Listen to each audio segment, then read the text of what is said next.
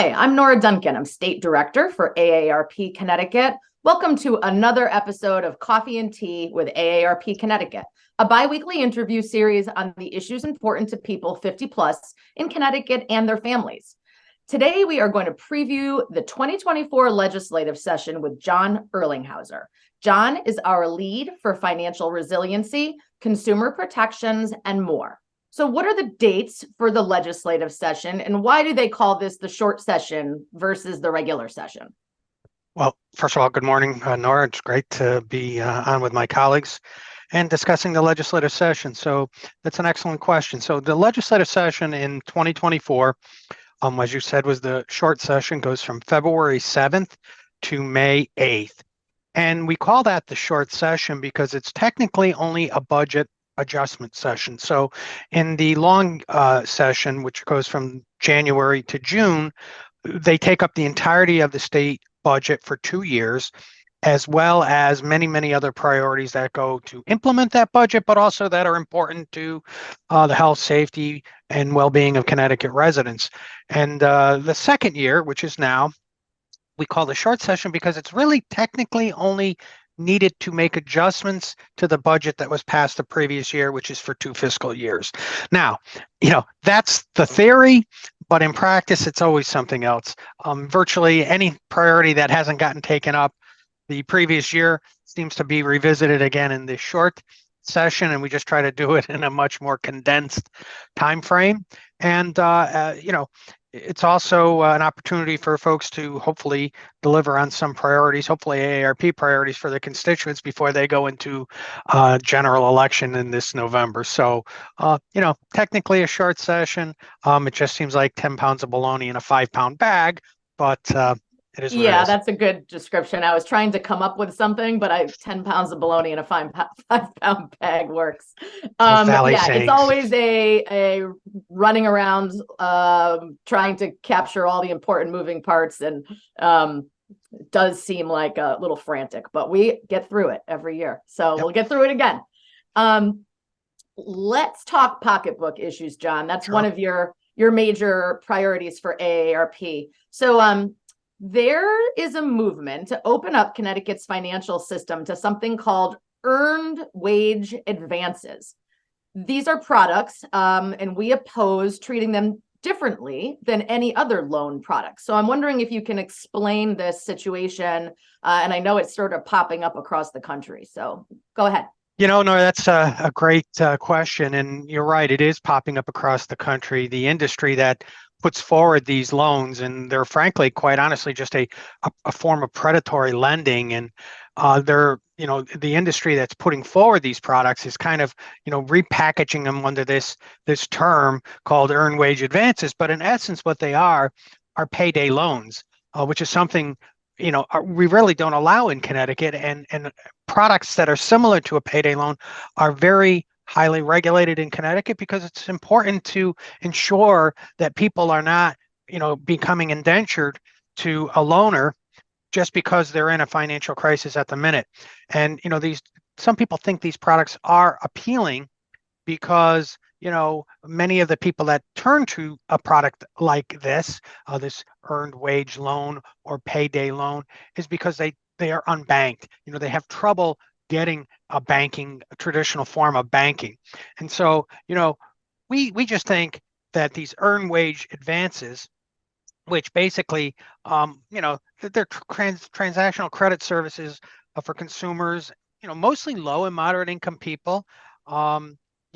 They often have interest rates that are similar to a payday loan, which is very frequently predatory in nature.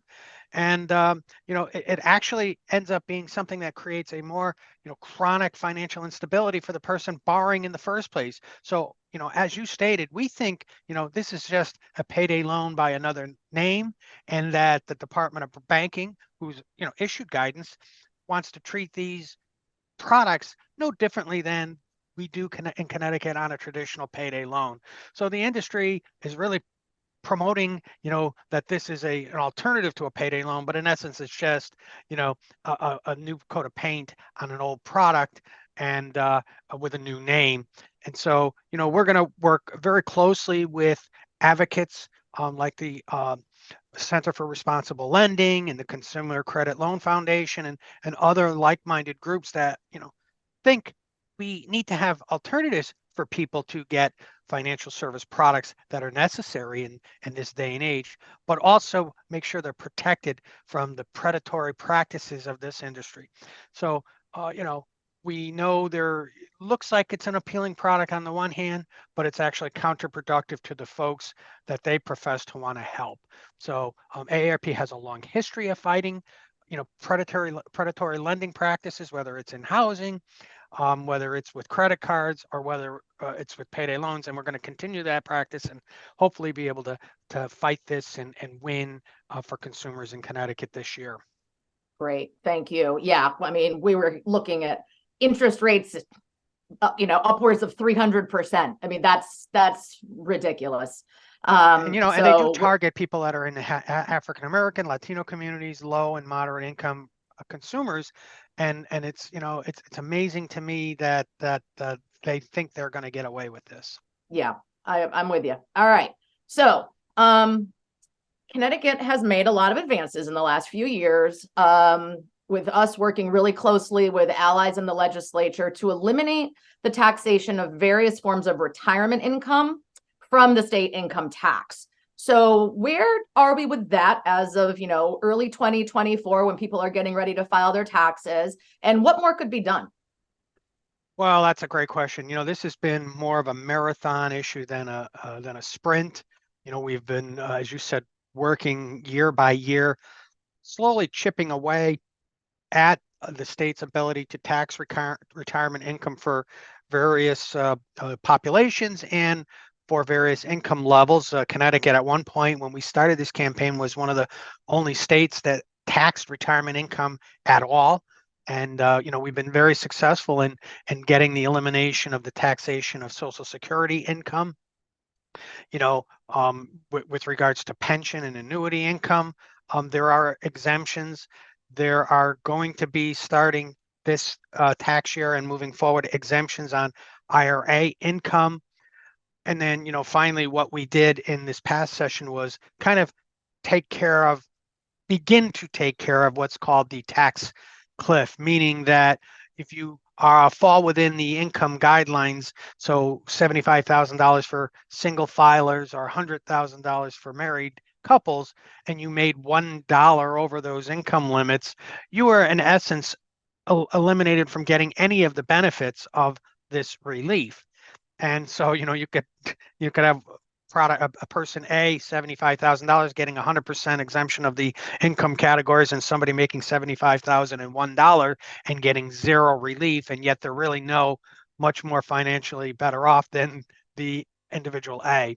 So, we've begun to do that and put a graduation in the income limit, so that in 2023, there's a step, and then it goes all the way up to 100 for individuals and $150,000 for married couples beginning this tax year. And as the more income an individual or a married couple makes, the less tax relief they'll get. It's not perfect. The upper income levels within this brackets, don't see much relief at all, but there is some relief, and it certainly helps those that were on the bubble at the beginning, whereas now individual A and B that I just talked about will get 85% of the relief, and so on. So we're not in a perfect situation yet. Frankly, we don't think retirement income should be taxed at all, and that should be our objective to work towards. But in the meantime, we got to continue to kind of soften the cliffs that are still there, much improved, but we have a long way to go. And so, we're working with groups of advocates because, in a state like Connecticut, when you think about $150,000 for a married couple and what it costs to live in Connecticut, when some of the highest utility rates, I know we'll talk about that in a few minutes, but some of the highest utility rates in the country, very high cost of living state, and these individuals pay tax in so many other ways. And Nora, as we like to point out, they contribute more to the gross state product than they take out. So they're they're contributing more in taxes than they take out in services and benefits. So, people that are in this boat, we don't want to lose. We want to continue to create an economic climate and create economic policies that will keep them in the state of Connecticut. So again, this is, as I said earlier, a marathon, not a sprint, but we have some strong allies on both sides of the aisle that see this as a priority. And hopefully, the budget in the state of Connecticut stays in a state that will allow us to continue to chip away at this issue. So, it's not a perfect climate yet, but when you think about where we were 5-6 years ago, I mean, we're leaps and bounds ahead of where we were, and it's starting to show by the amount of people that are staying in Connecticut because of the more favorable climate. Yeah, I agree. And, we want to, like you said, we want to keep the people who can afford to leave here, keeping the rest of their tax base here. Right. Being able to keep people with their families, keeping people from doing the 6 months in a day elsewhere down south. So, yeah, let's keep chipping away at it. But congratulations on the work that has happened so far. Okay, so you referenced it, the high cost of utilities. There's always a lot going on regulatorily and legislatively that deals with utilities, consumer protections, the high cost of utilities in Connecticut. So how do you see the legislature continuing to address that this year? It's again, that's one of those, kind of never-ending battles. We've made some great strides in the last couple of years. Connecticut has changed the way our regulatory structure works. The last couple of big major bills AARP supported was, Take Back Your Grid Act and Take Back Our Grid Act 2, which in essence said that utilities, gas, water, electric, have to, show a performance in order to get a rate of return, as opposed to just expenses and a rate of return. They have to show that they're responding in a storm, that they're providing good customer service, they're answering their phones, that all of that taken together, as well as regulators can take into account affordability, so that, before that was never part of the equation. It was, here's how much we spend, here's how much we're saying we want to get in return, and this is how much our investors should get. And now, one of the regulatory frameworks that they have to use as a guidepost is, ratepayer affordability. So these are important benchmarks. We're leading the nation when it comes to how we are begun to regulate utilities. So, that's all new. And we've also have some of the strongest protections there are for consumers when it comes to third-party electric suppliers. And by the way, I talked about the regulatory structure. Our work has started to produce results. I mean, Aquarium Water Company went for rate increase instead of getting a rate increase. Ratepayers got a rate cut. Now they're challenging that in court. I think they'll lose. The same held true for UI. They went in for a rate increase. That's 20% of the ratepayers of the state, primarily in New Haven and Fairfield counties. And yet they got only a fraction of what they had asked for.